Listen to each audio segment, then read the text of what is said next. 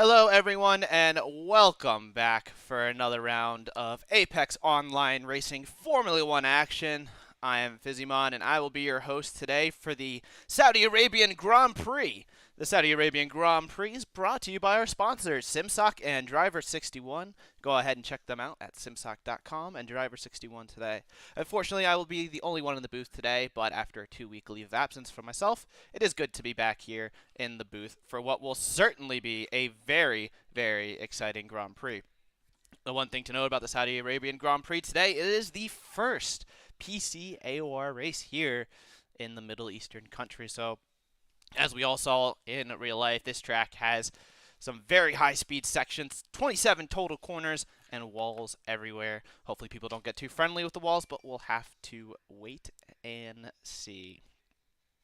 Now, in the meantime, we will go on over to check out the current championship standings. So, excuse me while I get it up. Here we go. We have our current championship standings right now. Jan Fehler up at the top here after coming home in P6 at Hungary. Now, the race results were adjusted after the end of the last round due to multiple penalties to various drivers. The F1 racer grabbing a couple time penalties for an illegal overtake under the safety car. But as a result, Jan Fehler currently leading the way with a 6th place at Hungary. His last 4 races have been 1st, 6th, 1st, and 6th. So will he come home today on top, keeping that pattern alive? We will have to see. F1 racer is 2nd, rather than one mention his name, but with a 3rd, 5th, 7th. The last 4 not looking too good. But speaking of really good results, CDR Lucas 070K. 2 race wins in the last 3 races. The Brazilian is on fire. He's up a place into 3rd in our championship standings, ahead of Matty 29, the Italian driver, who's also in position with 48 points to his name after coming home in P2 last week at Hungary. Mr. Hoffey wasn't able to start last week, and so he has dropped 2 positions down to 5th, with the German driver looking to rebound today as he is back. In 6th place, we have Galaxy up 2 positions, tied with his teammate for the Haas team. In 7th, Gelbamon, followed by Kev Genetics in 8th for Mercedes, and then the other Aston Martin who sits down 2 positions in 9th after DNF. And rounding out the top 10 is Marvin after his 8th place finish. 11th is Virtual Nico, and 12th is Persigili, who's been unable to score points since that first round podium drive at Austria. Looking to see a turn for the driver and the driver. Now, going on over to the Constructors Championship standings right now, we have McLaren up at the top, 85 points to the name, 7 points clear of the Haas team, who is back up into 2nd. They were running 1st a few weeks ago, dropped down to 3rd, but the Haas team looking to rebound and get back up to the front. Ferrari, meanwhile, dropping down into 3rd place, only 10 points behind McLaren, with Red Bull 5 points behind them, 7th. So, a relatively close championship battle here up at the front. AlphaTauri is in 5th position with 66 points, and Aston Martin down 2 places into 6th with 60 points. Mercedes with 43, Alfa Romeo with 15, Williams with 13, and Alfa looking to get their first points of the season. Taisu and Dominic have had some really good drives, Taisu in particular at Abu Dhabi, looking forward to unable to keep the points after the fly. We'll have to wait and see how it goes. But now we are in the session, folks, so we're going to head on over to the racetrack right now. I want to see what has to offer. Qualifying has begun. As of right now, if I had to assume, it's going to be a dry race. And it has been conferred only a cloudy qualifying session, so there will be a little bit of clouds here, but in the race we will have dry conditions. It'll be nice clear skies for the drivers. As you can see in the track map on the bottom right hand corner, 27 corners. Very long lap, very high speed lap, but it should be a fantastic one here today. Let me make sure that I'm getting game volume. There we have it. We got a little bit of game volume. We got drivers rolling on track, and I'm going to go ahead real fast while the drivers first get to track and send some backup invites to the couple of drivers on the grid in the event of any kind of emergencies. But it is great to be back here, folks. Great to be in the booth. And we are underway here on Apex Online Racing. for round number 6 here in Saudi Arabia.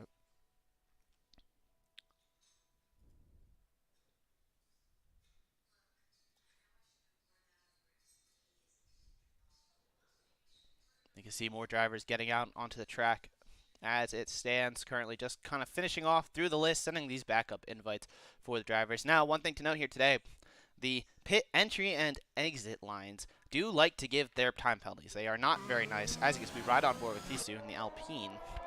You can see just how brutal it is. You can see, let's see what kind of tires some drivers are on. He is on the medium compounded tire. So is CDR Lucas in the AlphaTauri. First one out on track is the Haas of Galaxy RD on the soft compounded tire. And we'll keep an eye on the Haas. He's got Dominic in tow as well. So we'll ride on board with Galaxy as he is going to be the first driver on a hot lap here. And we're going to let him show us around this track here in Saudi Arabia. We'll see what kind of lap time he can do.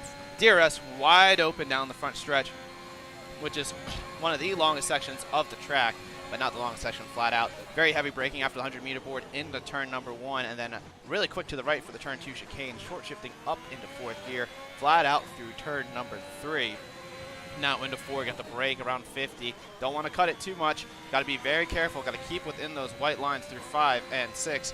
And then swooping to 7 and 8, that chicane very quick. Don't want to invalidate going into 9, and now back left into 10, flat out through 11 and 12. DRS wide open. Now, in real life, the DRS detection point is not here, but of course, in the game, it is unfortunately still here at this location. Now, coming through the long, swooping left-hander of 13. He's only halfway through the lap at this stage, but it's already been plenty of action through the right-hander 14, 15, 16, and now already through the left-hander of 17 through the DRS detection point.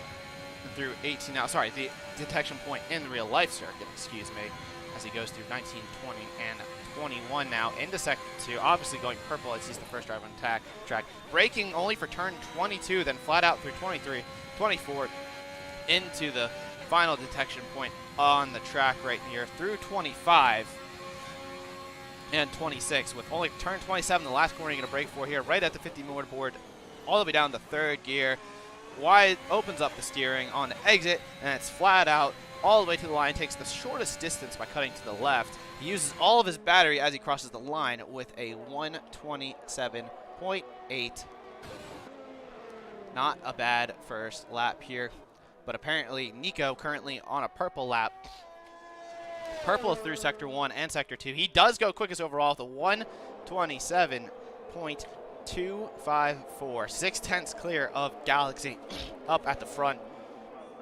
We'll see he's behind him. We got one of the Red Bulls. Is that Maddie29? No, that is his teammate Arme, who's only going to come home in 5th right now, but we're going to keep an eye on Maddie29 next up. He is on a hot lap as well. Gets a nice exit out of the final corner. Persigili goes onto the front row, 88 thousandths off of the pole. Maddie29 was only able to do 3rd on his first run. Moves out of the way for the Mercedes behind of Kev Genetics. Ferrari crossed the line. That is F1 Racer, only able to come home in 4th. Half a second off of Nico as Kev Genetics clears F1 Racer. Sorry, Rivershan was the one who was through before. Kev goes up into 4th position.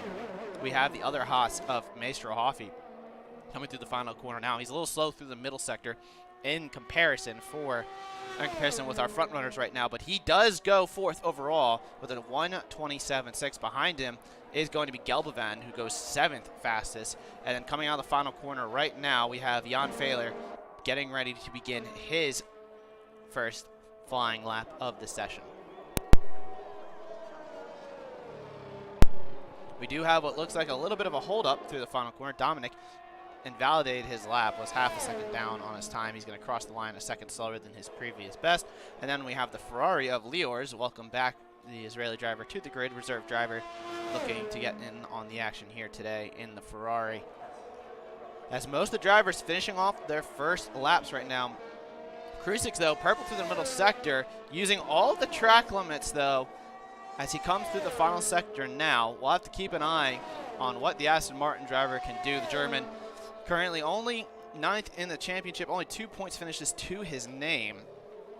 But he is a driver that has shown that he can win races here in Tier 1, and Krusik comes out of the final corner. He's getting a little bit of a tow from the AlphaTauri up ahead, not too much, and he does go quickest with a 1:27.0. But what is Jan Fehler doing behind? Well, we're going to have to quickly go over to him. He's at 57.6 through the middle sector. Similar times to Crucix, but can Fehler string together the final sector? The final sector, really all it is, you break into turn 22, and then it's just flat out all the way into 27, as you see Fehler do right now. And Fehler is going to have a nice run. A lot of drivers keeping traction out of 27 as they're able to carry higher gears. And Jan Fehler is going to cross the line. Only does a 27.2, 2 tenths off the time set by Crucix, but it's good enough for third place with the first runs finishing right now. AOR is one of the last drivers to finish their first run. Half second down on what Fehler just did, so we're looking at potentially a top 10 time right here.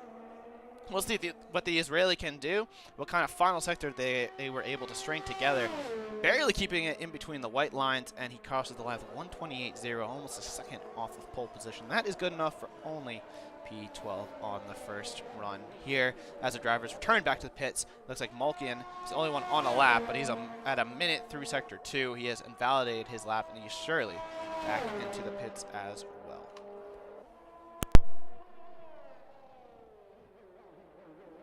I see we got some fans for the Brazilian driver. Lucas currently in the AlphaTauri. He's actually going out on track right now for his second run. First run of almost a 1:28.0. Not the best time that we've seen. Actually, it was, sorry, a 28.0. Not the best time at the AlphaTauri. As you can see, he yields out of the way for Tisu, who's currently on a flyer right now.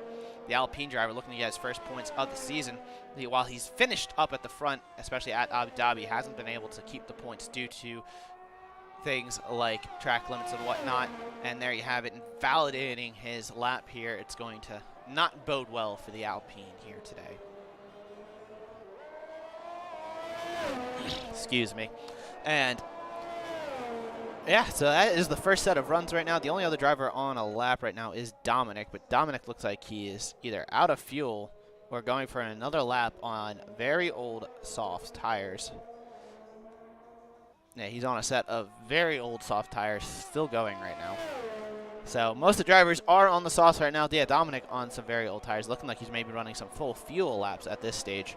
We'll have to wait and see what the Alpine does. But most of the other drivers here, we have Nico currently running P2 in the Williams, set the provisional pace, and it was absolutely flying. He's got, it looks like Malkian in tow behind him, but Malkian is on a lap.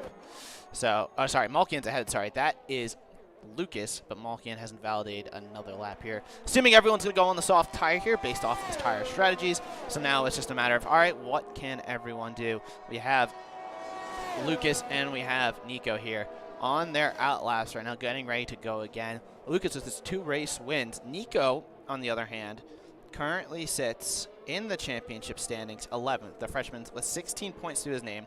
He did not race in Austria, came home 11th in Singapore, 8th in Abu Dhabi, 4th in Spa, but did not come home finishing in Hungary. Can the Frenchman get his first podium of the season, let alone his best qualifying result? We'll have to keep an eye on it right now.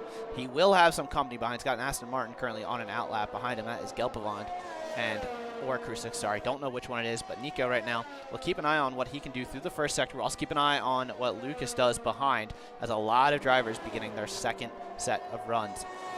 Only drivers without a lap time now, as Nico does go quicker by a half a tenth here. Behind him, we have Lucas, who we expect to go a lot faster. Yes, over a third of a second quicker as well for the Brazilian driver, as he looks to put it well and truly into the top 10.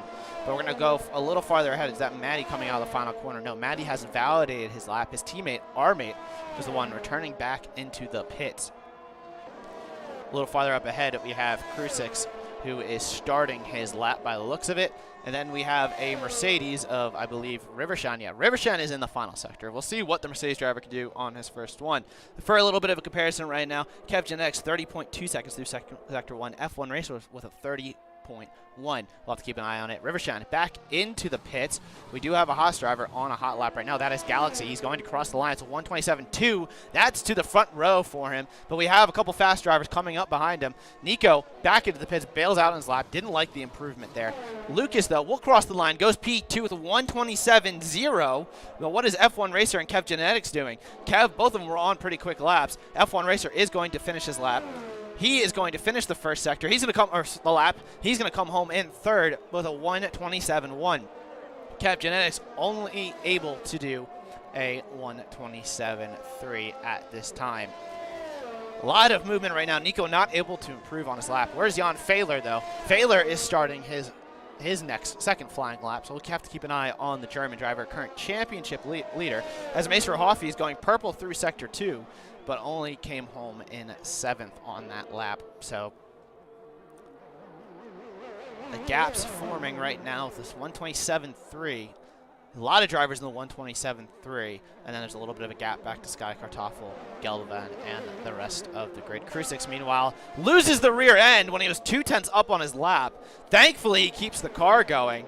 That was a scary moment for the Aston Martin driver, who was sideways completely. As he keeps his car going, he's able to keep it from DNFing. Geldervan back into the pits, meanwhile, but Krusix was on a flyer and unfortunately dropped it. Fehler, meanwhile, was on a 30.0 Sector 1, but has completely backed out of his lap. So Jan Fehler may go again here, but we have 5.5 minutes left to go. You don't have too much time. Either come back to the pits now, or you're going to go and you might not have enough time to do one more run after this current session. So a lot of drivers, they realize that they need to get a move on because this track, it is a rather long lap. We're seeing 1:27s. And there's not really much room as Persigili goes quickest with a 1:20.05. That is impressive. The Alfa Romeo driver trying to break the string of bad luck that the Finnish driver has had since Austria and has put it on provisional pole. How about that lap? Out of nowhere, the Finnish driver up onto the front row in front by 0.006 of a second over Krusix. But the gap between the top three, as Lucas went up into third on his ensuing run. So 30 thousandths of a second between first, second, and third, with a 10th back to F1 Racer and the rest of the field. This grid is really tight right now. Jan Fehler, one to usually set pole positions. We saw him do a lot last season, only in 7th as it stands, so he's got a lot of work cut out for him. We saw Krusix was on a lap, which was over 2/10 improved, but he lost the rear. So the question is, can Persigili hang on to the lead? We'll have to keep an eye on it. Dominic beginning another lap. He's currently down in 17th, one of the last runners who've set a lap right now. Almost 2 seconds off of pole position with only a 1:29 to boot. And invalidating through turn number 2 is not going to help your case if you are the Alpine driver, as he turns off his battery and looks to go again. Also starting lap is Emil Malkian. Malkian has not set a lap time either. The AlphaTauri driver looking to set a lap down. His teammate currently up in third. He's looking to support him, maybe get it into the top 10 or put it just outside of it and get the tire strategy. As you can see, there's about a 2/10 gap between Maddie and Sky Kartoffel. And you got to be within 3/10 of pole position for the top 10. So it's very, very tight here today as we're watching the AlphaTauri start his final flying lap with multiple drivers like Armate behind as well on a lap. 3 minutes, 20 seconds left. We should see most of the field come out now to begin their lap, as it looks like Armate has had a little bit of an not Armate, sorry. It looks like we have seen Maddie maybe go off. No, Armate was into the pit, so I'm getting myself confused. I do apologize. We're going to go back to Malkian right now. Dominic a little farther up ahead, who did invalidate. You know, he's on a slow lap right now. Makes sense. Malkian, though, meanwhile, he did a 30.8 first sector, 58.5. That's about almost a second slower than what our leaders are doing, and then he's going to cut a little bit of turn 24. That's not exactly legal there, but he's not exactly on a great lap to begin with, so we'll let it slide. Now as Malkian has one more braking zone, excuse me, to navigate to set his first flying lap of the session. It won't be the best one, but it will be a lap, and it'll put him out of 20th. But he did back out towards the end there. He turned off his battery, and he's looking to go again, so it looks like the AlphaTauri driver will go once more, as he really did back out towards the end there. It only did a 30.2 as he backs out. Leors has retired from the session.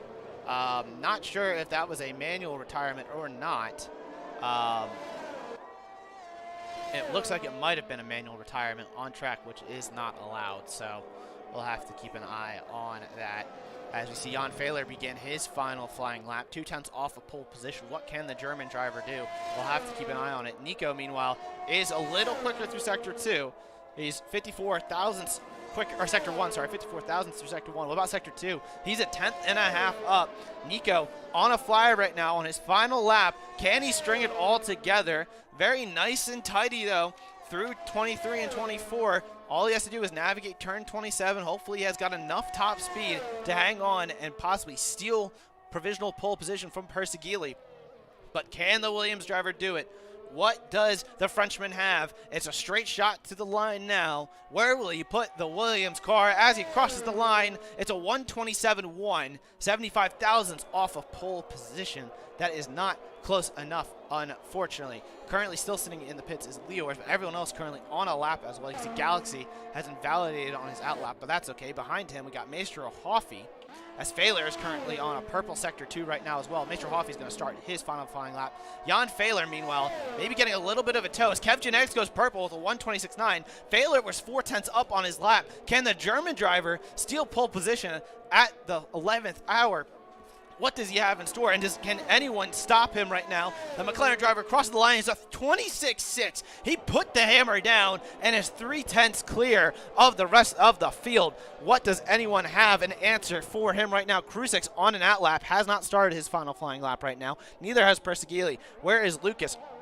Lucas has slowed up on this lap as well. He might go one more time as well. So it looks like some drivers waiting to answer. F1 Racer, meanwhile, is coming up to the line right now. What does the Ferrari driver have? He only has a 127.0. That's only good enough for 4th position. And it's looking like he's going to back out here, so he will not start up any higher than that. Everyone else starting on their final flying lap. Actually, Lucas into the pits, so the Brazilian deciding against going again, and he will start no higher than 6th right now. What about Persegili? Persegili is almost 3/10 up on his lap. The Finnish driver is flying right now. Krusix a little farther behind. He's only slightly improved. He didn't get those couple tenths that Persegili has through the first sector. Where is Kev? Is Kev on an inlet? Kev is on what is actually no. Kev is still going again. He's out of battery. He's into the pits right now. He will not improve. Sky Kartoffel, meanwhile, will cross the line and stays P11. Gelbovan, meanwhile, in the final corner. Tisu does retire from the session as Gelbovan is going to cross the line, and he will go P11. But what do Persegili, what do Krusix have? Persegili is improving. He's currently on pole, on a lap that could take him back into pole position right now. The Finnish driver had improved by almost the margin he needed, and it's flat out to the line. What does Persegili do? He does nab pole with a 126.6. Can Krusix deny him? Krusix is improving by 1/10 and a half, but he's going to need more than that as you see multiple drivers retiring, and Krusix decides to go back into the pit lane. He will not start any higher than 5th position, and it looks like Persegili will take pole position with a 126.672, 13 thousandths of a second ahead of Jan Failer. The Finnish driver is on pole.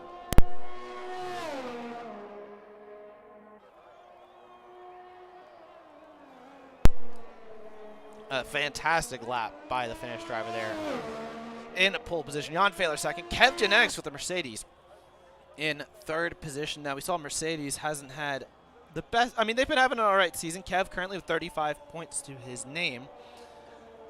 Kev looking to improve on that right now from his 3rd. F1 Racer 2nd in the championship right now. In 4th, they'll be starting directly behind his championship rival. Krusix in 5th. Lucas, our 2-time race winner, as well in 6th. So our race winners right now, F1 Racer, Jan Failer, and Lucas. Will we get a new winner today?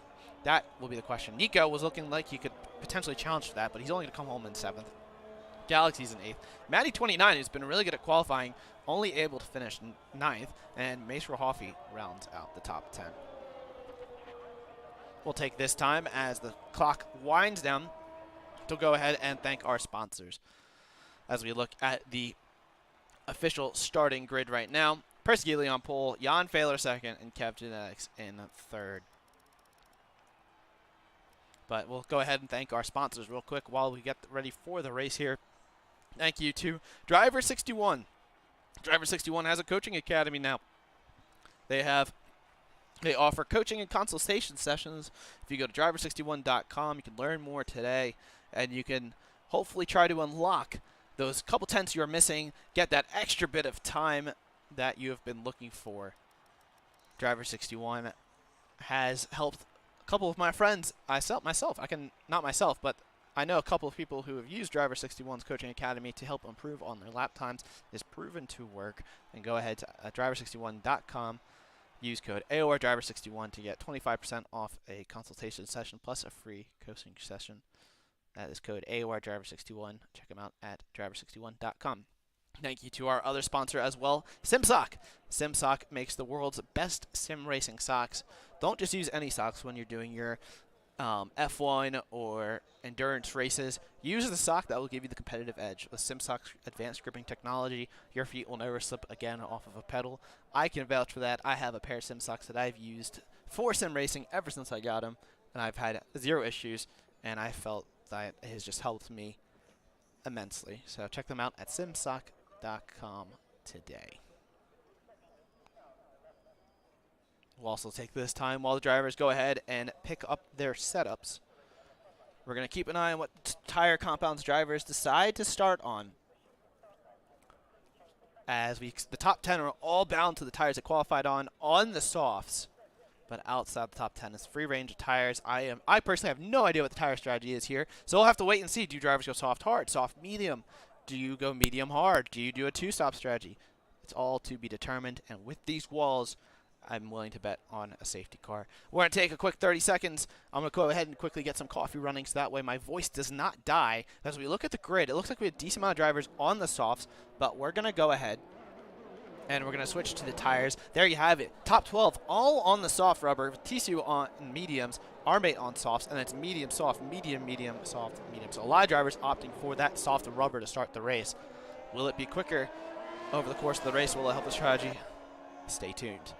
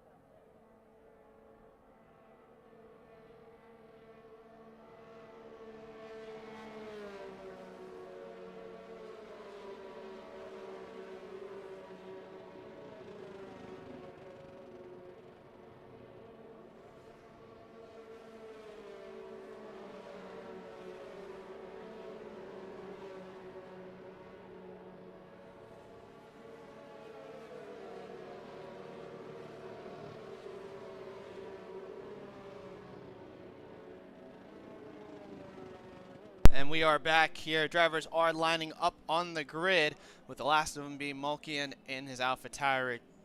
Lights are about to go on. It's a short run to turn number 1 off the line. The game is predicting soft, medium, soft, hard strategies. We'll have to see what the drivers choose as they get ready to go here. Under the lights in Saudi Arabia, we have the lights going on right now. Perskili getting ready to go. And it's boogity, boogity, boogity. Let's go racing. Good start by Failer per usual, but it looks like Perskili's going to be able to try to cover him off on the inside. He's going to squeeze a little bit, the German a little bit, looking farther back. Everyone's getting through. They're like 3, 4 abreast in the background. Everyone trying to get through. No idea if wings getting seen or getting thrown around, but Jan Fehler is through. He had the outside line for turn number 2, was able to make it work, and he is through on Persegili and into the race lead. F1 Racer, meanwhile, up a position as well, followed by Kev Genetics and Lucas with Crucix into 6th position. We're going to keep an eye now on the gaps a little bit. Maddie's down into 11th, dropping down a little bit, having to fight with TC right now, who's looking to get into the points early on. The Alpine driver setting it up the inside, but goes a little deep into the side of the Red Bull, who goes for a switchback out of turn number 13. They're still going to be side by side, but TC's going to have a little bit better drive out of the corner. He's going to stay ahead of the Red Bull, who's lost 3 positions now, with one of our biggest losers at the start. TC with our biggest mover at the start right now, but Maddie a lot quicker right now on those softs, looking to clear back through on the medium drive compound runner. The Haas drivers, meanwhile, they are bumper to bumper with Maestro Hoffy almost kissing the back of Galaxy's Haas right there. This is the 8th position. As it stands, got a little loose up ahead as the Haas's go side by side. Looks like Galaxy's opening the door for Hoffy, but he might open the door for Gelderman too. He's got to be very careful. He's got to go back up. He's going to go back to the inside, defend the inside line. TCU goes a little deep into the background. Might open the door for Maddie, but no, all is going to be calm. End of lap 1. Jan Fehler leads the way with Persegili in tow. High-speed action as a late move by TCU defending from Maddie. Very late move. Maddie's going to break really deep, try to go around the outside. Will he stick it? Yeah, he sort of will, but TCU makes contact with him on the apex, and they're still going to be side by side. There's more contact between the Red Bull and the Alpine driver. Elbow's already out here. You can see a little bit of frustration. There's very little margin for error here with these walls. As you can see, TCU is a cork in the bottle right now with our mate behind, trying to clear the Alpine driver. Liors goes very wide. A lot of action here towards the back. Liors once again rejoins the track, trying to stay alongside of our mate right now. Our mate on the soft runner. They're going to go 3 wide behind TCU right now. No, they're not, because our mate's going to be far enough ahead, but now Sky Kartoffel looking to go around the outside of Liors. He's going to swoop around the outside of 1, maybe even 2 cars. Barely any room to get alongside our mate, but he's going to be there. We have a yellow flag behind. That is Rivershawn Round, and Sky Kartoffel backs out the last second. Liors breaks really deep, and Sky Kartoffel's into the wall. That is a front wing gone. Keeps the car rolling. I don't know how his his left front tire didn't die there, but he unfortunately went round. It looked like he got a little too quick on the power, and that is the virtual safety car deployed. Wow. Let's take a minute to just compose what happened there. TCU very aggressive on the start, trying to get the positions with the medium rubber, but as a result, he's lost almost 2 seconds to Maddie, having to defend like how he is. So crazy scenes to start the race here as we're under the virtual safety car as it stands. Fehler still leading the way, almost has a second to Persegili behind. Looks like Lucas and Kev are swapping around. Kev maybe, oh no, Kev's into the pits. DRS isn't able to go green flag once again. Kev went for the cheap pit stop. It looks like he might have gotten a second or 2 out of that, but the VSC ended as he was entering the pits. TCU also into the pits right now with our mate. We'll have to see, is there any kind of wing change? TCU does have a wing change. It looks like, does our mate have a wing change as well? The Red Bull driver also has a wing change, so multiple wing changes by the drivers who were battling very fiercely there. Sky Kartoffel also into the pits for a wing change as well. Up at the front though, Crucix lost DRS ranges. Gelman and Dominic both pick up time penalties. Dominic up in the 12th right now. Good drive so far for the other Alpine car. At least one of them trying to get the first points for the team on this season right now. But Crucix, meanwhile, trying to reel in his Aston Martin within DRS range of the Brazilian up ahead right now, who is flying as it stands. We're probably going to see a decent amount of penalties here today with the walls and the fact how the curbs are. Is very easy to invalidate around here. Now, while sometimes the track limits are generous, you do have to be very careful. We have another yellow flag through Sector 2. That is Malkian, who is round. It looks like he's going to keep his car going, but he's going to get passed by Rivershan and Kev Genetics. Kev has stopped. Rivershan has not, because he spun early on. And surely he's going to play the team game and let his teammate through. Shortly up ahead, Galaxy and Mr. Hoffy working together. The Haas driver's trying to reel back in Nika, who's 2.6 ahead. Our mate, meanwhile, picks up a 3-second time penalty as purple laps come in. Crucix, meanwhile, has red light blinking. He used all of his battery to stay within, or to get within DRS range of Lucas, but he's already outside of it come at turn number 1. So very interesting scenes. It looks like Persegili 4 times behind. Meanwhile, Liors getting overtaken by Dominic at the end of the front straight and into turn number 1. Liors down to 12th. Dominic on the move right now, looking to get those points. He's on the soft rubber, so he is on the charge right now, but running a little wide through the first sector chicanes. It's not going to help your warning status, especially when you already have a 3-second time penalty. But the top 6 have pulled away and broken the gap. Galaxy 3 seconds behind, cork in the bottle for the second pack of 4 cars, followed by Dominic Lior's HD Storm and the rest of the field. Excuse me, it's a little bit more spread out.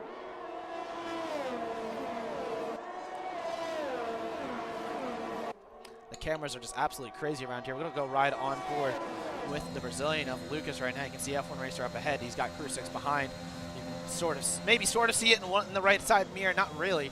But you can just see how close these guys are. You can see how much he's fighting it a little bit. You can see the understeer that he had coming out of turn number 22 and 23. But with the DRS enabled right now, Persegili up at the front though, looking to go for a move up the inside of Jan Fehler, into the final corner. Persegili has it, but the detection point is on the exit of 27. Both drivers getting very squirmy. That could open up the door for F1 Racer if he gets a better launch out of the corner. But it looks like that also opens up the door for Lucas, who's going to look to make the move on F1 Racer. The top 4 separated by 2 tenths. There's double file into turn 1. Fehler breaks very late. Lucas trying to go around the outside of F1 Racer into turn number 2. This front 6 who was pulling away now battling it out. Lucas up in the 3rd. F1 Racer down to 3rd. Down to 4th, excuse me. Nothing separating these guys. They all just bunched up. The move by Persegili slowed up both him and Fehler, which just brought everyone back into play and opened up the door for Lucas to make the move on his German rival as they clear ahead. Sky Kartoffel, meanwhile, has made a second pit stop and is almost lapped already. That's the Alfa Romeo you see just ahead of Jan Fehler up the road. But Crew 6 really fast right now. AC Storm picking up time penalty towards the back. He is trying to make a move on Schnacky right now up into turn number 13. Going up the inside using a soft runner. He used DRS on the previous state. They're going to go side by side. But the outside line, Schnacky's able to just slingshot out of the corner, carry that extra speed, and hang on to the position for another few corners as it stands. Only on lap 5 out of 25, and there's plenty of action already.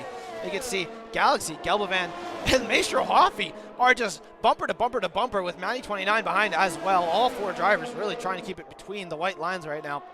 And the Haas drivers who've been flip-flopping. Speaking of flip-flopping, Persegili once again going up the inside into turn number 27. He's going to take the lead. Jan Fehler going to look to go for a better launch out of the corner again as he takes a wider line, similar to what we saw Lewis Hamilton and Max Verstappen do. But Lucas trying to make the move on Jan Fehler before Fehler can make the move on Persegili. But they're just going to be single file as it stands. Ooh, well, very late move by Nico to go up the inside of Crew 6, but he backs out the last second. I don't think that was intentional. But in the background, though, the Haas drivers are going to flip positions. Gelbovan going to really send it on Galaxy. Galaxy's going to give him a little bit of the elbows. They're still side by side, leaving just enough space for each other. Gelbovan's going to have the inside line through this fast left-hander here of turn number 4 and 5, but he's going to lose his traction a little bit. That's going to open the door for Matty 29. They're still side by side, but Galaxy's really slow. That allows Gelbovan to go through, and Gelbovan is through on Galaxy. Not sure if Galaxy had a problem there, or maybe got an illegal overtake or something. Not sure what really happened to the Haas driver, but Gelbovan is through into 8th position. Galaxy down into 9th as the Aston Martin driver has split the Haas duo.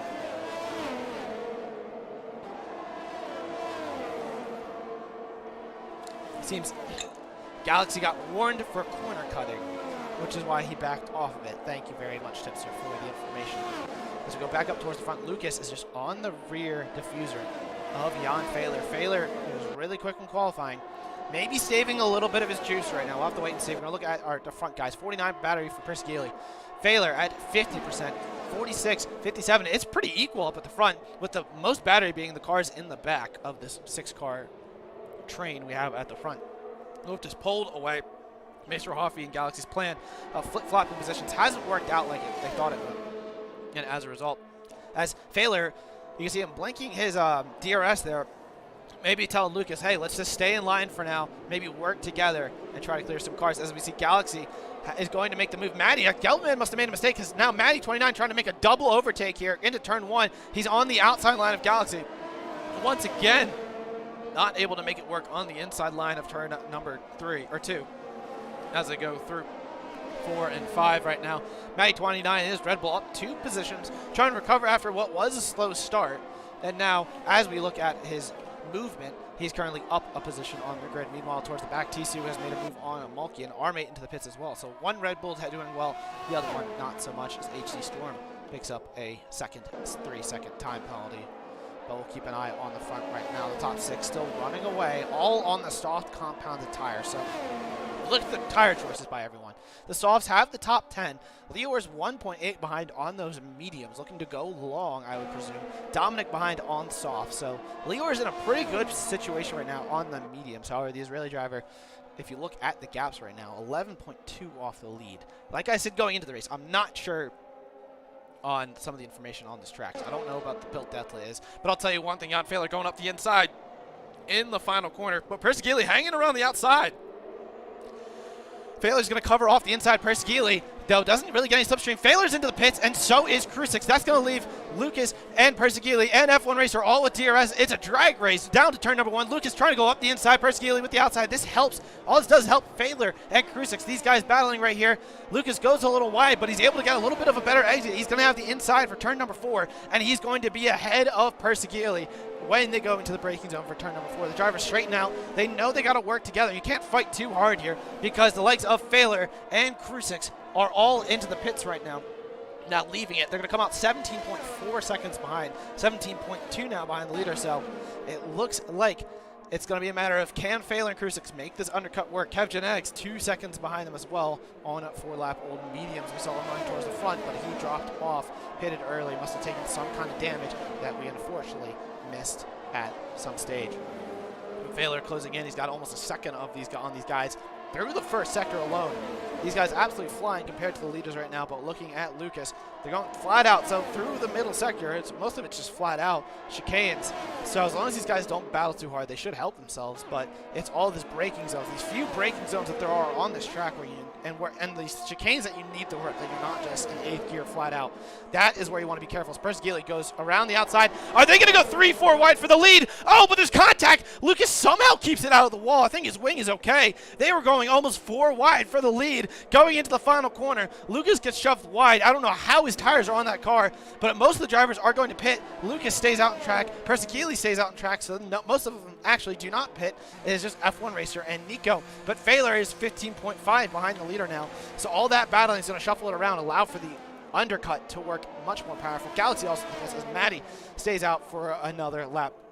Looking at Jan Fehler, though, he's caught up to HD Storm and the Williams of Schnacky. Both have not pitted. Storm on old softs, but Schnacky on mediums is looking to go long. As you see in the background, F1 Racer and Nico coming out of DRS range of the cars behind, or out of Krusix and Jan Fehler, almost 2 seconds behind.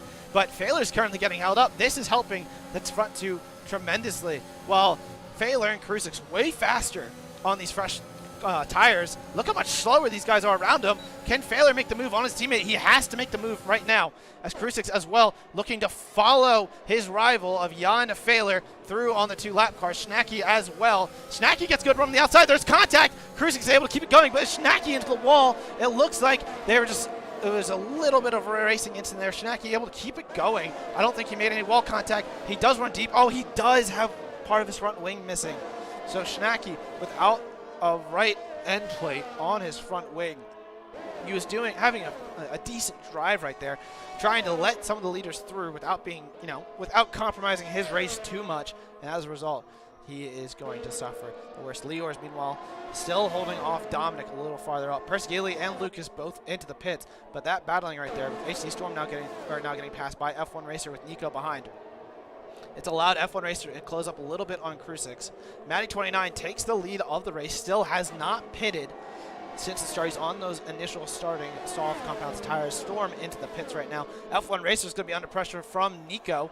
As you look at the pit exit, there is Lucas and Persegili. They're going to come out. Persegili's going to come out alongside Nico. Lucas is going to come out behind Nico, but alongside F1 Racer, and it's going to be ahead of F1 Racer, actually. F1 Racer, the biggest loser out of the pit stop phase, as he drops all the way down into net 6th position. Behind him, Kev Genetics, who pitted early, is back into the fold with Rivershine, who was not pitted as well. Major Hoffy, 6.5 behind with Tisu, who had pitted early on for another fresh set of softs, down in 13th. So the top 3 have not pitted yet, with it being Maddie, Leors, and Dominic.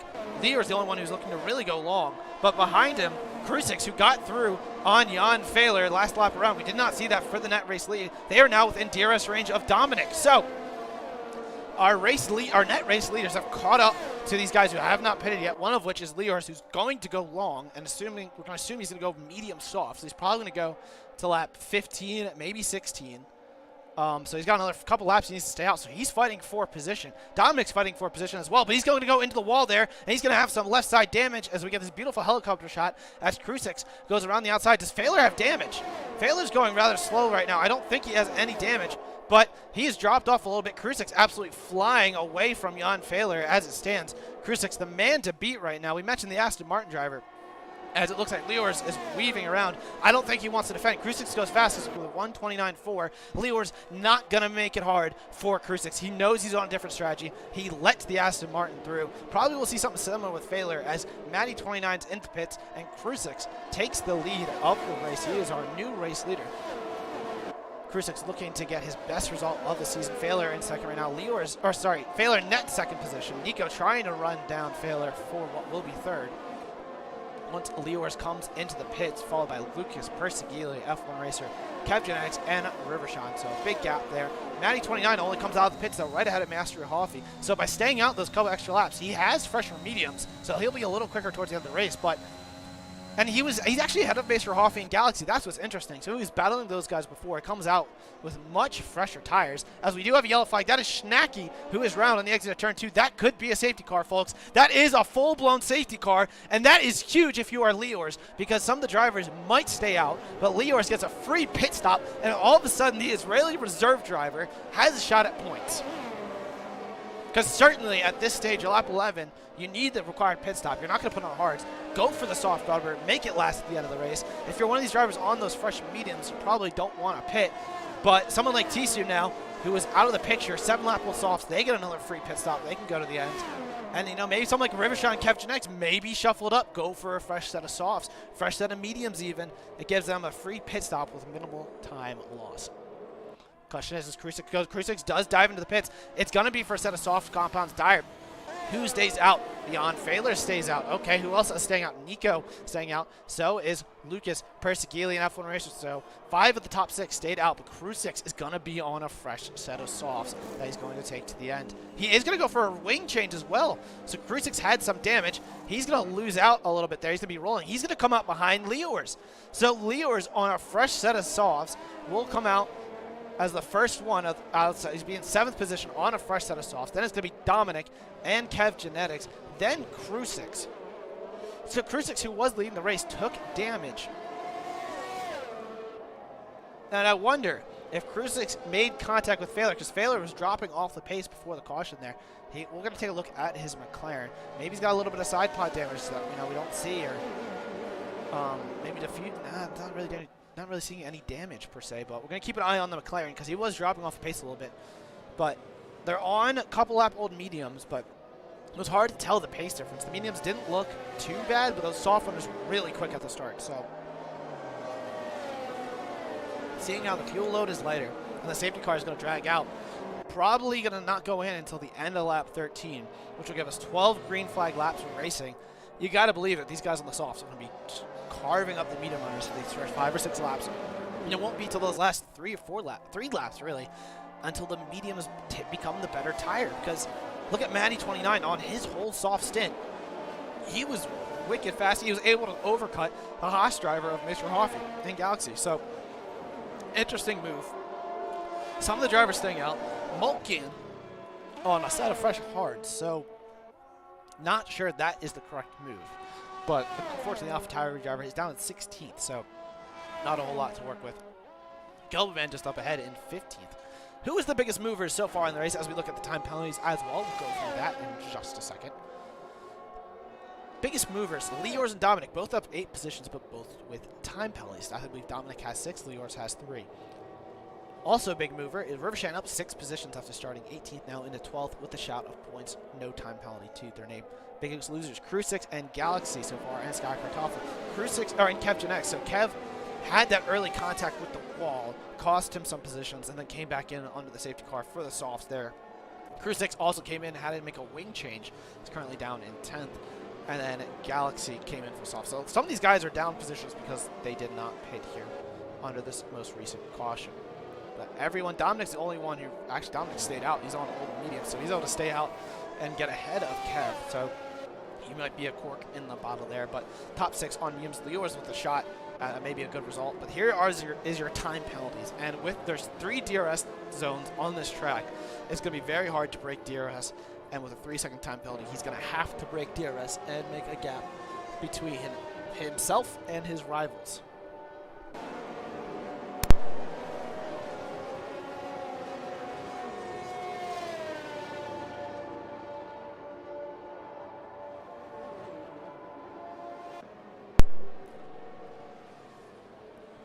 Now, what is unfortunate, if I do go to the gap, Sky Kartoffel is a lap down. So, unfortunately for the Alfa Romeo driver, he's the only car that is not going to have a shot at having a result here. He's going to be, where is he in the queue? He's in front of the Haas of Maestro Hoffy. So he's towards the front of the queue here, which could cause some issues. And certainly he's going to have to move out of the way. He's not going to be racing for any position, but he won't be able to do that until he crosses the start finish,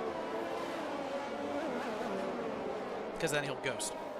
Cloud coming in, and the track temp is dropping slightly. Thank you very much, Tipster. That is the information coming into me right now through my ear, as he is letting us know what kind of information we have. A safety car is in this lap, and it's all going to be, when does Jan Fehler decide to go? He's on those mediums. The top 6 all on mediums. They're only like 2 laps old now. Only 2 racing laps, but Fehler might have some damage lying around. We're not sure. Then it's 7th onwards. 7th has fresh softs in the form of Leors.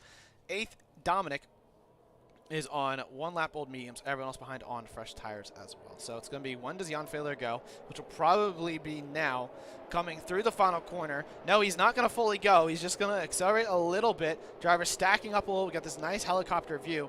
No one going yet. Fehler's still weaving around, and now he goes right at the pit entry. He's trying to catch Nico napping. Actually, that is going to be Sky dropping into the pits, getting right out of the way, as Nico, as it looks like Persigili really pressuring the Brazilian behind. And Fehler leads the way into turn number 1. A lot of the field shuffling in the background. It looks like a little bit of position desync. I don't think anyone's really dropping off too much right now. There's a lot of shuffling drivers going double file. Meanwhile, Leors goes around the outside of Mr. Hoffy. That's just the difference in tires right there. Rivershawn is round, so unfortunately for the Mercedes driver, he is round, not having a good day. Fehler trying to run away up at the front, but Leors going swooping around the outside. Krusak's trying to clear Dominic, but Leors now behind his teammate for the race in the form of F1 Racer. Krusak's meanwhile trying to go up the inside of the Alpine driver, Dominic. Dominic has 6 seconds. Krusak has 3 seconds of penalties. Krusak knows he's faster. Dominic knows he's going to have to defend if he wants to get points, but right now with his penalties, it's not looking likely. Krusak really needs to clear this Alpine, though. He needs to get the position to get a charge on. He's on those fresh softs. He needs to make the most of them and use those tires on the leaders that he has been battling all race long. And right now, he is stuck behind the Alpine driver as he sees Kev Genetics and co start to pull away up front ahead of him. But we'll see what kind of drive he can get through 22 and 23 and 24. Might have to use more battery than he wants. We got a nice helicopter shot view here as he's going to go for the outside line. Dominic throwing a little bit of a squeeze, but Krusak's is going to use all of his battery. They bang wheels a little bit. Krusak's going to brake later on those softs. Then Dominic hold the outside line. Dominic loses the rear, is able to keep it going straight, and Krusak's is through up in the 9th. Maddie, meanwhile, looking to make move on Krusak's, who doesn't have any battery to use to defend. Krusak's can't defend, and Gelbelman's going to be through. So is Maddie, and here comes Galaxy and Dominic as well. The 3 wide into turn number 1. This might not end well for Dominic, but he's able to keep it going. Meanwhile, they're double file here for 9th position. Maddie hanging on alongside Gelbelman. Gelbelman trying to go around the outside of the Red Bull. He is not able to do it, and the Astons are stuck behind the Red Bull. Oh, there's a huge crash! Galaxy's into the wall. He's missing half of his front end, and that is another safety car. Not sure if there was contact. Dominic was also around, and Galaxy in his Haas smashes into the wall, and it is a full-fledged safety car. It was a small collision between Dominic and Galaxy that caused Galaxy to go around there. Wow. A lot of action to unfold right there. A lot of stuff going on. The top 6 remain as is. Leors only moving up a position on Maestro on the restart. 2 lap softs. This is going to help the soft runners now get to the end and make them maybe a little bit more aggressive. But if you're towards the back, maybe you're Tyser, maybe you're Rivershawn, maybe you're Dominic, you know, if you're Mulkien or Armate, maybe you go for another set of softs. If you have a set of softs that's not 2-1 from qualifying, maybe go on and put on another fresh set of tires. We'll have to wait and see what this full-blown safety car as the field bunched up. Before the safety car, though, Krusak's was able to clear his teammate Gelbelman, which is going to really help Crucic's race. But with them all battling really hard, Crucix now has to clear Maddie 29 again. So Crucix, who was looking really quick, having to pit for the wing change has cost him severely. Gelban into the pits right now for another set of tires. So from what Tipster saw, we do not have confirmation. We actually checked the race director to confirm, but he says he believes Tissue outbroke into Dominic. Dominic spun around and Galaxy got collected as a result. We'll go ahead and take a look at the race director. Maybe it'll give us a little bit of insight on what happened in that huge wreck that unfortunately resulted in Galaxy round. So we see a collision with Galaxy. The Dominic and Galaxy made contact. As for contact between Dominic and Tissue, we're not sure. But unfortunately, that is Galaxy's day ended for the Haas driver. Galaxy on an unfortunate DNF. He came home in third last week, but DNF'd in Belgium. So not a good run results for Galaxy. Not what he would want to have happen. So unfortunate to see have happen to the Haas driver, especially after the race that the Haas team had in real life. But that being said, hopefully Mr. Hoffey can get a little bit of a better result here, as the field is behind the safety car. No one up front elected to pit, but Rivershaw and downwards all pitted for some fresh, soft rubber. Albeit, they might be on quality worn softs at this point, but that lap or two extra fresh tires might be the key towards the end here. But the driver got to look at Maddie 29 and Leors. Leors up into 6 on those softs. 3 lap old, but they're not, it's not too bad at this stage. Not really too many racing laps, which is definitely going to help their case, but the 3-second time penalty. Maddie 29, however, who does have Crucix with a penalty behind, Maddie does not have a time penalty. And so Maddie's looking to clear Kev and some of the drivers up ahead who do not have time penalties, and he should have the pace advantage still. So all of this unfolding as we speak. It's been an action-packed Saudi Arabian race Grand Prix already. Guys have been really, it's really hard to go full speed side by side through left and right chicanes, and how they've been driving. It's been really, really, really impressive, but collisions have happened. And as we can see right now, the whole field behind the safety car once again. We're going to bunch back up. Jan Fehler still in control of the field on lap 17 to 25. We will go green, what I presume, at the end of this lap. So we'll have, we'll have 8 laps of green flag racing. So that is a lot for a set of soft tires that have been on for a while, but it is doable. And with a lot of safety car laps, behind the safety car, you can let the tires, let them cool off, let them not collect, collect minimal wear. They'll collect a little bit, but minimal wear should help, and it should all be good to go. So at this time, I'm going to say thank you to everyone watching here today. This is another featured presentation of Apex Online Racing, sponsored by Driver61 and SimSok. I currently changed the chat into subscriber-only mode due to spam that was coming through in the last time I hosted. So we're just going to see if we can weed that out, so I do apologize. But if click that subscribe, click that like button if you want to see more Apex Online Racing content, which is always very fun to see. We have GT3 action in the ACC leagues coming up once again this week, and the Endurance Championship round number 2 continues next Saturday as well. While I will not be in the booth for that race, I don't believe, unless it's going to be early on. We do have another fresh group of commentators coming back in to bring all the action next week here. But the safety car is still out right now. I do expect it to come back in. And according to our insider info from Tipster, the softs are grading out about 4.5% of the lap.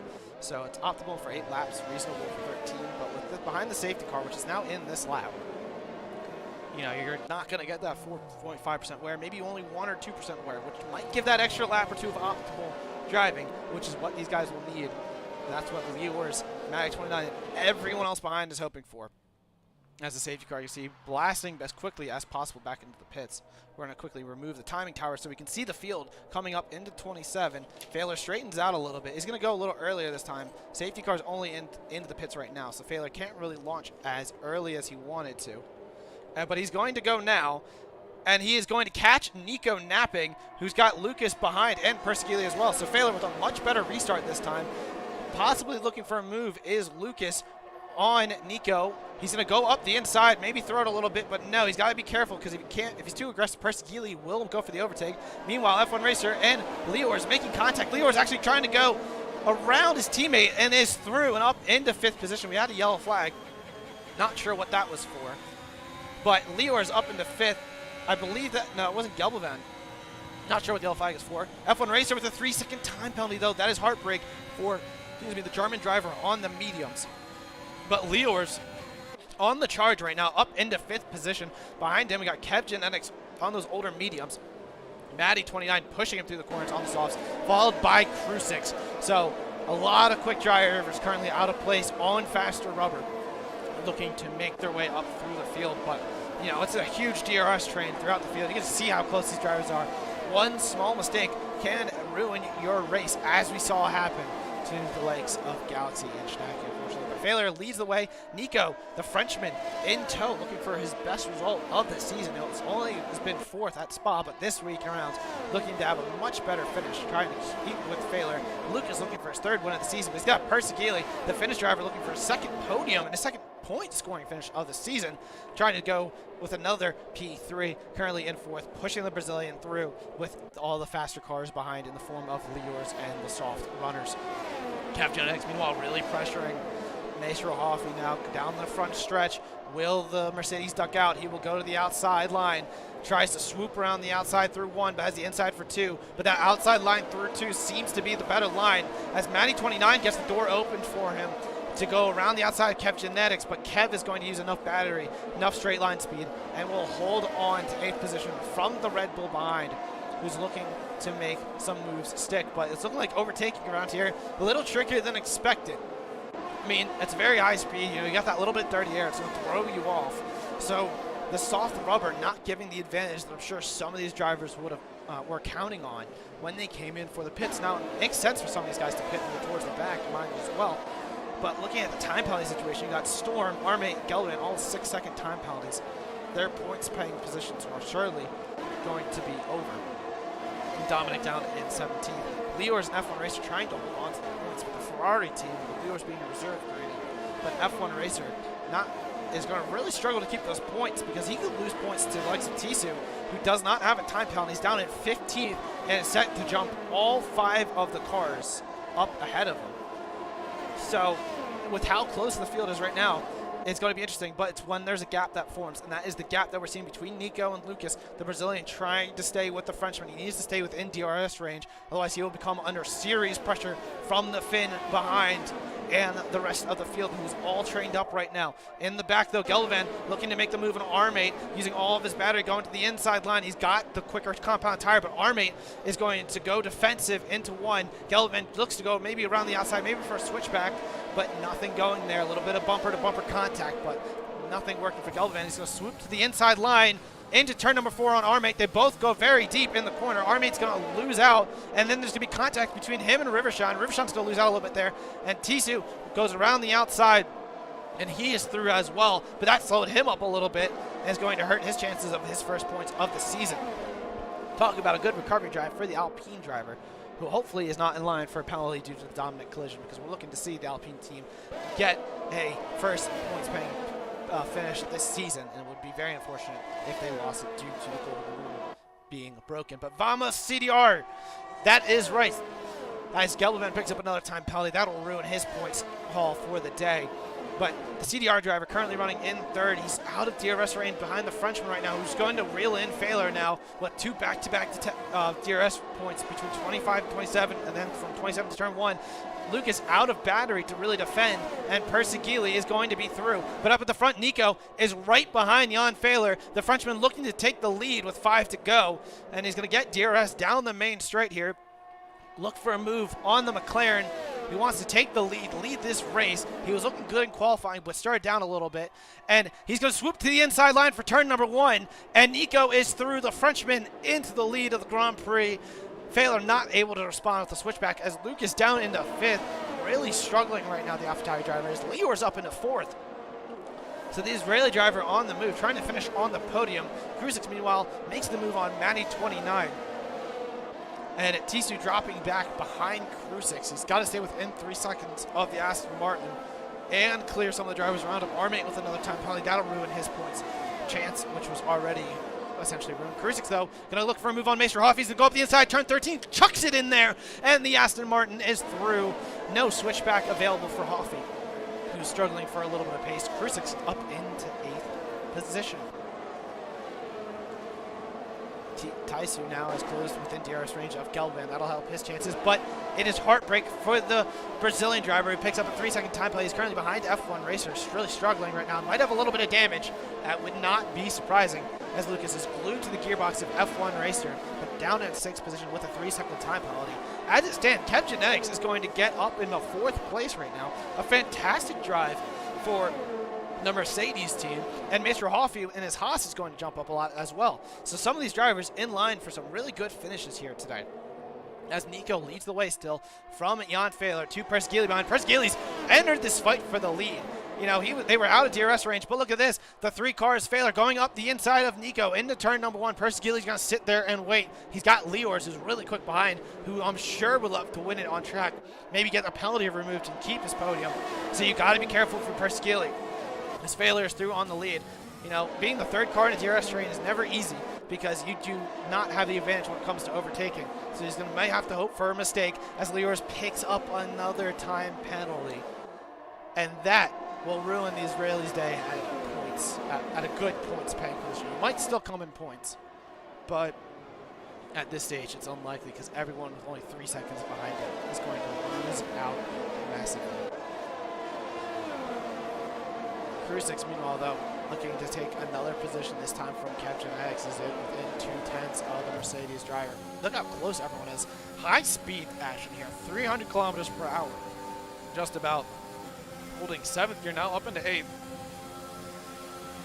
Flat out through most of this middle sector, then not heavy braking, but somewhat heavy braking as he starts sector 3. He's going to have a great one on Kev Genetics here. He's going to go around the outside, and look at the extra overspeed that Krusik had. He doesn't even have slipstream. Lucas trying to help out his rival. Nico is going to be through up ahead on Fehler, but they're going to be side by side coming out the final corner. Nico gets some rear wheel spin. That'll open up the door for Jan Fehler and Persgili. Persgili's going to get alongside Fehler, but Nico's going to go in the middle of the track. Can Persgili get the double overtake? He's going to be alongside Fehler into turn number 1. Who's going to come out on top? It looks like Persgili's going to be on the inside for 2. Leaves a little bit of space for Fehler, who's going to get pushed a little wide. Nico's going to be through, and Persgili is into the lead right now. Liors up into 3rd. Fehler losing out on 3 positions. Liors running off the track. Very wide. Oh, he's into the wall. Oh, he's round. Oh, Liors has no front wing. He's into the wall, and it is heartbreak for the Israeli driver as he retires from the session in the wall. That contact caught Fehler off guard as he has now lost DRS to the cars up ahead. This could be crucial. He needs to get back in range with 2.5 laps to go to win this race. He's got a championship rival behind who might have a time penalty, but you know, you never want to give up a position. Krusik, meanwhile, up into 5th, has cleared the Brazilian behind. So as the field has closed up, Gelvan with 12 seconds of time penalties. Never what we want to see, but the battle for the front, it is thickening. Fehler is within DRS range now, burning his battery, and Persgili leading the way with 2 laps and a 1 braking zone to go. Man, my voice is currently struggling right now, but that's okay. The Finnish driver with 12th place in the standings right now. 15 points to his name, only 1 point paying finish. As Fehler is under pressure from F1 Racer now. Fehler, who was looking like he was trying to reel in Nico, is going to be under pressure from both F1 Racer and Krusik. Krusik's trying to go for a double overtake, but first he needs to clear F1 Racer. He's got the soft rubber. They're going to bang wheels a little bit. He's got the inside line on the exit of 2, and he's going to get enough of a drive out of the corner. His tire's really struggling right now, but he is through on F1 Racer and up into 4th position. Fehler almost caught napping there by his fellow countrymen in the form of F1 Racer. Now Krusik's moving up as well. Actually, both of his fellow countrymen, excuse me. Meanwhile, Taisu up into 10th right now ahead of Gelvan, but you need to keep it in between the lines. Come on, man. He's in the points right now in 10th, but you can get a lot more if you just avoid that time penalty. That's all the Alpine driver has to do, and he's going to shoot right up into the top 6, maybe even the top 5 before the end of this. But at the front right now, Persgili leads from Nico, who leads from Fehler. Nico right now, both these drivers, 11th and 12th in the championship, 16 and 15 points respectively. Nico with the best finish of 4th. Perskili with only that podium to start the season. Both drivers hungry for a win, let alone points. Both getting more points than their current total as it stands. But Perskili flying away here towards the end of this penultimate lap. Can Nico get close enough to the finish driver through the detection zones? He's only going to have one more lap to go, but look how much he's going to gain there. Crucix tries to go around the outside of Jan Fehler through the final corner. Nothing doing there, but he's going to get the traction, get the power down, go for the move into turn 1 potentially if he has the battery, if he has the overspeed. As Fehler is going to defend there. Up at the front, Perskili's going to hang on to the lead. Crucix looking to go around the outside of Jan Fehler. He still has the tire advantage. They're going to bang side-by-side wheels. Fehler struggling for grip. He does probably have damage, but they're still going to be side-by-side going into turn number 4. Who's going to back out? Who's going to be brave enough? Crucix is going to swoop around the outside. Fehler slides a little bit and is going to be down into 4th position. This has completely opened up the door for Nico and Perskili, who are gone. It is a 2-car battle for the win now, folks, with Crucix in 3rd, Fehler down in 4th, still holding onto the podium by virtue of not having a penalty, and that is what he wants right now, is to keep it clean. Nico closes it to under half a second here in that first DRS zone. He's going to have towards the end of the lap and the start of the the run out of the final corner. Those are the last 2 real overtaking opportunities he has. He's within half a second. Perskili giving everything he has. Nico throwing everything he has. Both drivers not blinking red for battery, but it's going to come down to who runs out of battery first, most likely, as it stands. Can Perskili, with his 1/3 of a second gap, hang on? Nico's got his DRS wide open. Can the Williams driver do it? The red light is blinking on the Alfa Romeo. The Williams goes around the outside into the final corner. Who's going to be brave? Perskili breaks late. Nico's braking late as well. There, Perskili loses the rear a little bit, and the Frenchman defends the inside line. It's a drag race to the line. Can Perskili get him? No, he doesn't. Nico wins. The Frenchman wins in Saudi Arabia. Perskili comes home in 2nd. Jan Fehler comes home in 3rd on the podium. Maestro Hoffy in 4th. And Kev Genetics rounding out the top 5. A fantastic finish by Nico, by Perskili. Nico bided his time, waited until the last possible moment, swooped around the outside, covered the inside line, and was able to hang on to win the Saudi Arabian Grand Prix. How about that for the Frenchman? The Williams driver coming home on top. The Finnish driver, Perskili, behind, comes home in 2nd. Wow. Fantastic drive right here. Crucix takes home the fastest lap for the cars inside the top 10, as he did come home in 7th, if I'm correct, but it is going to be all Nico who's going to win here. He took provisional pole early, but then kind of slipped down a little bit. But the top 6 really competitive here today, as Nico comes home on top, flying the Ukrainian flag for Ukraine. And he's going to come home ahead of Perskili, ahead of Jan Fehler. And how about that? Lots of drivers getting time penalties this race, which that's what it came down to towards the end there. It's all about keeping it clean as Nico wins, Perskili 2nd, Jan Fehler rounding out the podium. Maestro Hoffy 4th, Kev Genetics in 5th, TCU 6th, Crucix 7th, F1 Racer in 8th, Lucas in 9th, Maddie 29 rounds out the top 10. He does come home with points after getting a 3-second time penalty. We're going to go ahead and get the race director as well for anyone watching at home who needs it for any reports or whatnot. You know, a lot of action to unpack there. It was a fantastic race. As you can see, some warnings towards the end there. Riversham picking up a time penalty in the last lap. Galvan picking up another time penalty towards the end there as well. An absolutely thrilling end of the race here in Saudi Arabia. We're going to open up the room for any post-race interviews, but it was just an absolutely fantastic end of the race there. Lots of action to unpack there. Wow. Nico comes home on top. Perskili in 2nd. It was just, wow. That race was definitely one for the ages. One of the best ones of the season. At a track, nevertheless, that is not the easiest. You know, with the walls close in and with the fact that this DRS trained, high speed, anything could have happened. You know, what happened was Nico took home his maiden win here in tier number 1. Unfortunately for Perskili, he was not able to come home in for the win that he wanted, but he does come home in second position, which is still an amazing, amazing result here today.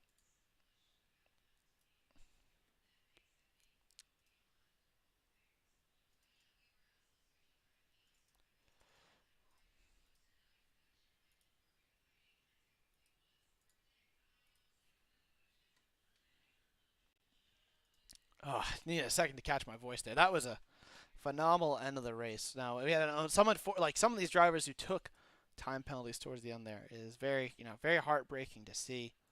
It's not what you want to see happen towards the end of the race. You're thinking, oh man, some drivers like Lucas, like F1 racer, like Krusik are driving very good races, especially towards the end there. They just could not hang on to the car in between the white lines. But we're gonna go ahead. We're gonna go and bring in our first interview. First interview will be with Maestro Hoffy here today. P4 because you kept it clean, and that's what matters. How are you feeling after that race, which was definitely very chaotic and crazy? Oh wait, hang on one sec. I'm gonna need you to repeat that. I totally forgot I have Discord muted at the moment. So just hang on one second, Maestro Hoffy. hang on, hang on. All right, let's try that again. How are you feeling after that drive? Okay, now, yeah, I'm feeling really, really good because last week I was missing because I was on vacation and actually I got back today. So I basically got into the race without any practice. After the real life race, I practiced like an hour, and I actually felt quite good coming into Saudi Arabia because I really like the track and I think it flows really great. But then as soon as I got into the session, I immediately noticed, okay, except qualifying, you absolutely don't have the pace. And just, I was in a call again with Galaxy, and we just told ourselves, okay, keep it clean, and some some weird things will happen in the front, and yeah, that's basically what happened. And I definitely take P4 in a race where I don't think I had the pace to get this position. So one of the things that we looked at, you were towards the back of the queue of drivers who decided to stay out for that first caution on the mediums. When you saw all those cars behind you pit for softs, was there ever, where you started to doubt your strategy position or your strategy call, or did you think no, staying out on these 1 to 2 lap old mediums is going to be the right move for me? Like, Oh was yeah, talk us through that. Oh yeah, definitely. Because actually, when the safety car came out, my first impulse was actually to go into the pits for mediums. But then, yeah, it was just the thought was, okay, I don't have the pace anyways, and rather take track position uh, than like 1 lap fresher mediums or 1 lap fresher softs because throughout the race I actually had some pretty huge problems with tire temps, like basically every race. So I knew I wouldn't make the softs till the end, and the mediums wouldn't pay off because it's just 1 lap and it wouldn't make that much of a difference. And then yeah, I mean it paid off, and yeah, that's what matters, I guess. I mean, it definitely paid off. I mean, a lot of elbows were getting thrown out there. A lot of cars, really giving it their all. Now we didn't really catch much of you towards the end there because there was a lot of other cars really chucking it into corners, really, really giving it their all. Did you feel that it was best to rather than defend hard, that it was better to keep it within the top, like in between the white lines, keep it yourself penalty free, or were you doing everything you had to just hold positions right there towards the end? Oh no, the first one, absolutely. Like just as I said, I didn't have the pace, so it was basically okay. I will just tag along the person in front and then see what happens. And yeah, like of course in the last lap when Tisu came on the softs, I guess. Yeah, I think it was the softs. I definitely wanted to defend this position, but except that, I just kept myself out of the hot stuff, let's say, Yeah. and yeah, that's basically it. Yeah, there was a lot of hot stuff out there. I mean, the track is just an absolute crazy, and the fact that you were only one of 6 drivers to keep it penalty free. I mean, congratulations to that because I know I've never done a lap around the track valid. It's just a very hard thing to do, let alone 25 laps. So congratulations to just doing that alone. Looking a little different direction now. We're going to go ahead and look at a couple things. So currently in the driver's standings, provisionally, of course, after that race, You come home in fourth in the drivers. You're up a position, and then even better, and the team standings, you guys are in second, 10 points behind McLaren. Now you talked about how you work with Galaxy a lot. How do you feel knowing that going into these not final few, sorry, there's a lot of the season. Let's go. Who am I kidding? How do you feel with the first 6 races behind you? This kind of progress you guys are having, and unfortunately Galaxy with his wreck today. How are you guys feeling knowing how you guys have performed here? Like, does that keep giving you guys like confidence boosts, or do you feel that like it just is what it is? It's like it's awesome that we're here. Yeah, first of all, of course, I'm feeling a bit sorry for Galaxy because, yeah, I think he actually had the better pace today, so we could have gotten more points. But yeah, as a season recap, I mean, I can't speak for Galaxy. I think, his big goal was to get a podium this season, and he got that in the last race. So for him, I think it was quite okay, actually. Of course, there's still room for improvement, but overall, okay. For me, I'm a I'm a bit disappointed, to be honest. Because my goal was for the season to actually fight a bit for the championship, and for that you basically have to perform every race. You have to be very consistent. You have to get these podiums and so on. And yeah, then of course Hungary, I knew I would miss this race, so it doesn't matter. But like Belgium was a really disappointing race. I mean, I don't know what I was doing there, but it was definitely not good or championship worthy. Then Austria was also very poor, basically just ended up ruining my strategy and also ruining my race. And then actually Abu Dhabi and Singapore, these were races I thought I wanted all season long. So with like 2 races of an exception, I think I actually did quite good and performed up to my level I wanted to do. I mean, there's still a lot of season left to go. I mean, more than 60% of it left. So I don't think you have too much to be upset about. I mean, unfortunately, I did not see the spa race. Unfortunately, I didn't see what happened. But not being able to race at Hungary and still being provisionally fourth in the standings now. I mean, that's still a fantastic thing to have to your name because you're still competing up there. You got 2 second place finishes and you're bringing in a lot of points for the Haas team. So I don't think you can be too upset about that. Now, 2 weeks from now, because next week we're on a break week, we have Mexico. Do you think Mexico is going to be one of the tracks where you're going to prep a lot, do you think you can do well at, or do you think it's going to be more like one of these other tracks where it's just not going as well? Oh, yeah, definitely. I mean, I now speak for like the rest of the season because when I saw the calendar for the first time, it was like, okay, first like 5 races or so will be tough because they are basically all of the tracks I can't drive on this game. And like I also said it in the interviews that I don't like these tracks, and I'm actually quite surprised that I did quite well there. But then, like, except for what is here, China and USA, actually these are all of my favorite tracks. So yeah, really looking forward to it. Of course, the 2 week break will help to really get the practice in for Mexico, and yeah, I'm really excited for the latter part of the season. I mean, I'm really excited as a commentator because today's action was fantastic, and it feels for me compared to the last couple years when there's just been like the last couple seasons where there's been like really 2 maybe 3 title contenders. I feel like while Failer might be pulling away a little bit with it, it's not a given that some 1 or 2 drivers are going to win a race. Everyone is there as we saw today. So I think the kind of excitement that you have right now is definitely going to be reciprocated with the rest of the grid. That's for sure.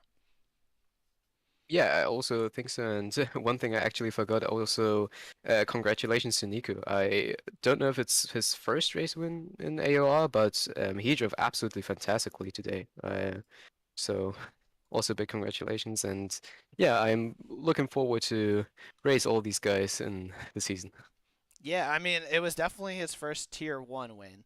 I don't have any records of him winning in previous seasons that I can see.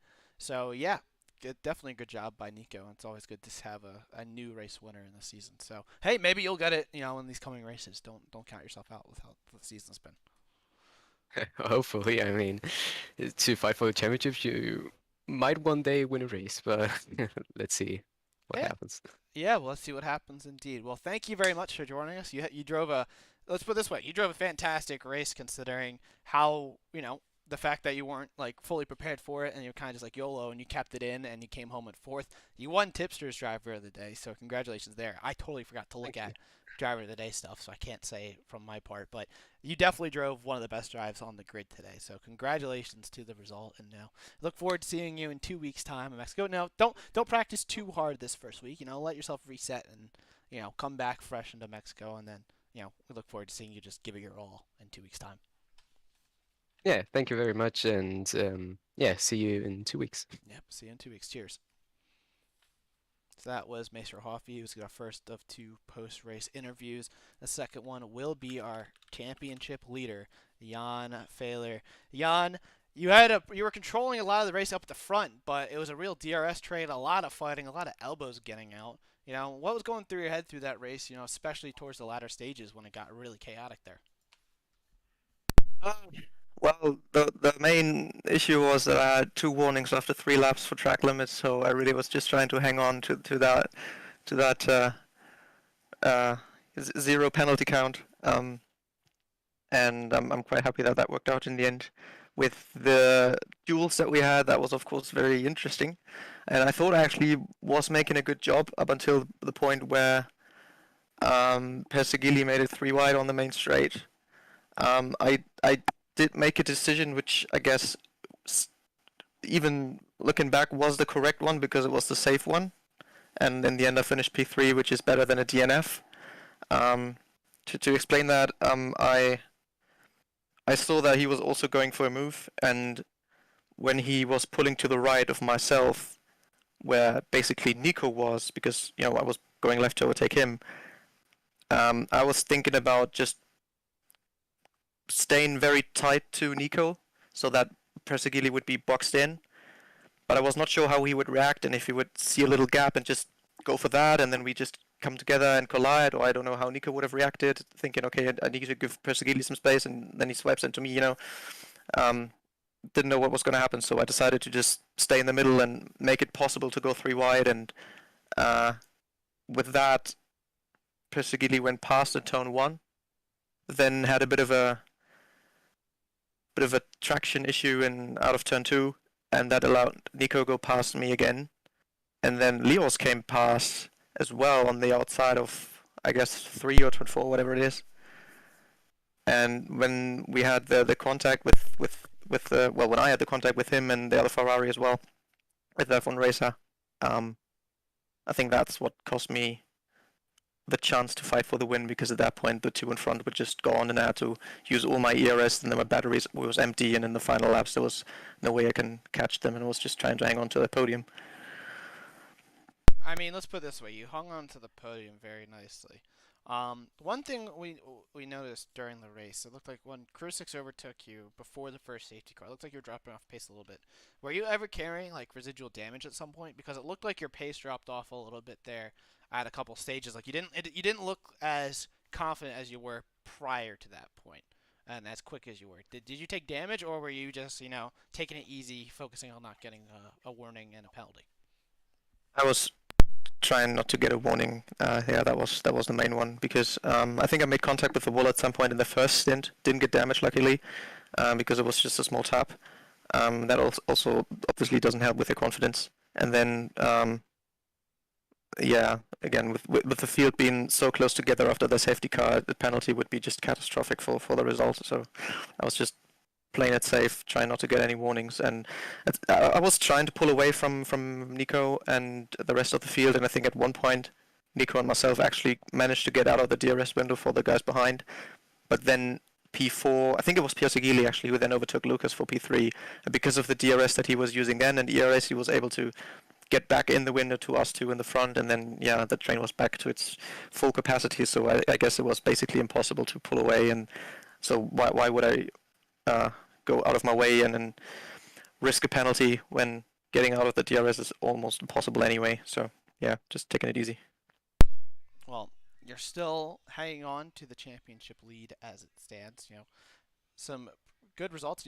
Finishing on the podium is always going to be a good result here, especially in third. Now, looking at the provisional championship standings after the race, you have a 24-point gap to F1 Racer, who only came home in 8th after all the penalties were resolved.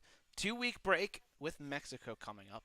How are you feeling, knowing that you get a nice little break, nice little reset, and then you can charge into Mexico, Australia, and then Circuit of the Americas? Yeah, feeling, I have no reason to feel bad, right? So, yeah, bring it on. I'll enjoy my break next week, and then, yeah, we'll see what the middle part of the season brings. Yeah, I'm still not particularly looking forward to the circuits, but it's getting better. We're getting there. We're getting there. I mean, Mexico is a great track. I mean, I love the track, so I don't know. I don't see why everyone hates it, but It's not that I hate it. I just, there's 10 other tracks that I'd rather drive than Mexico. But it's fine. As I said, we're getting there. I mean, the worst tracks are behind us now already. Yeah, Saudi Arabia is pretty brutal. I will say that. I mean, fun but brutal. Yeah. See. So yeah, should be good. Should be good. Yep. I guess we'll see. Well, Jan, congratulations on the podium today and continuing to grow your championship lead. It's been a very entertaining first 6 weeks. Enjoy your break week. Definitely enjoy it as much as you'd like, and then we look forward to seeing you race very hard in 2 weeks' time when we do go to Mexico City. Yeah. Thank you very much. You're welcome. Cheers, buddy, and to see you soon. Yeah. So that was Jan Fehler. He was our final interview of today. We're going to go back over to our current championship standings as it stands. Real quick, we're going to go ahead and get the correct provisional standings after the race. Put it on the screen right now. My driver of the day, looking at the results, I think I would have to agree to go to... Actually, no, I'm going to have to go with Nico for my driver. Mason Hoffman did finish fourth, starting down to 13. Nico started in 7th, up to 6 positions as well. Sorry, Mason Hoffman started 10th. Nico up to 6 positions as well, able to win the race on the final lap. He is my driver. His first win, podium, and win. So when we look at the Drivers' Championship right now, Jan Fehler leads the way still. 2 race wins, 4 podiums to his name, 24 points to F1 racer behind him. Lucas really able to manage F1 racer also able to holds on to 3rd, the Brazilian AOR driver, but not his best day coming off of the race victory. Mason Hoffman up a position into 4th, taking Matty 29, who's down into 5th, Italian. Another driver picked up Kev Genetics up 2 positions into 6th after coming on to 5th today. Nico up 4 into 7th, 41 points with a race win. Galaxy down 2 places into 8th. Haas driver 15 seconds.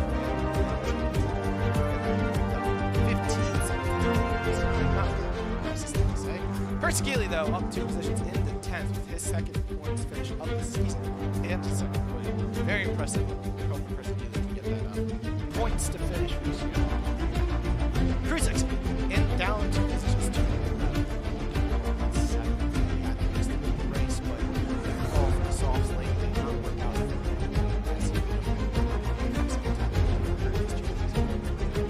Our main down 2 positions to 12th. And the constructors now is McLaren has a 10.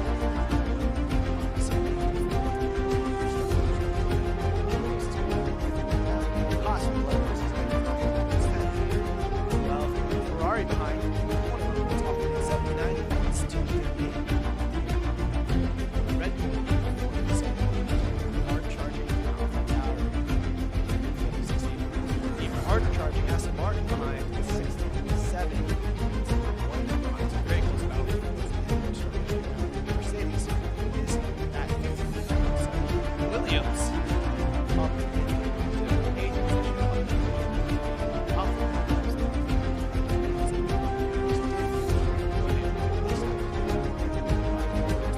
Alpine gets the first points of the season after Tyson in 6th place, able to finish.